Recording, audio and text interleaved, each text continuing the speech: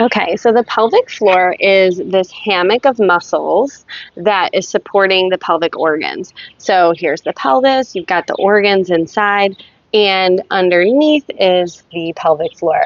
So it connects from the two sit bones across, so there's muscles that support there, and then also from the pubic bone to the tailbone, so across the whole front and then along the two sides. So it's a hammock that supports here.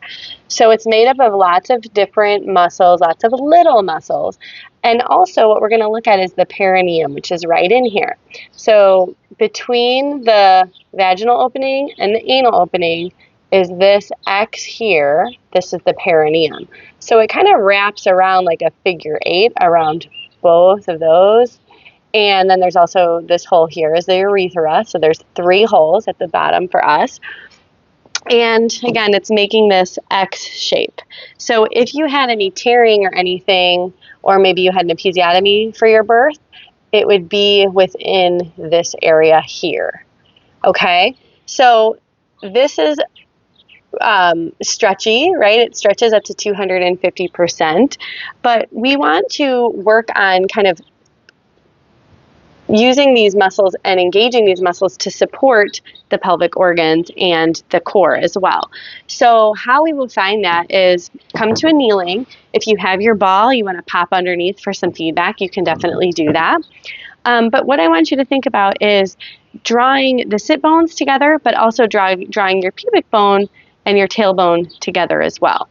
So it's kind of that gentle lift. You can imagine like a jellyfish kind of swishing in and up, or maybe as if you wanted to gently lift a blueberry up between your vagina and kind of a gentle lift in and up. So it's not just a contraction where you would hold like to stop the flow of urine. It's also engaging through the anus as well, because again, if you're just doing through like that flow of urine stopping here, you're just working the front. But you want to try to engage the back half as well. So you can think of lifting both. So kind of drawing pubic bone towards the tail, a swoosh of a little octopus, a blueberry, or as if you were kind of drawing up through a straw in that area. So again, you can think of on an inhale, it's a contract and lift. Exhale, feel the pelvic floor lengthen down and release down. So again, if you feel that with your breath, you can use the breath. It's going to gently move itself anyway while you breathe. Okay, but that's just giving you that feedback. And it can take a lot of time to kind of re-engage that area, especially after having baby, just to work on that. And again, if you're working on any like lifts and kind of holding for, it might just be a second or two, right? Because those muscles are little and they need to work just like any other muscle. So it can take some time to get used to that re-engagement.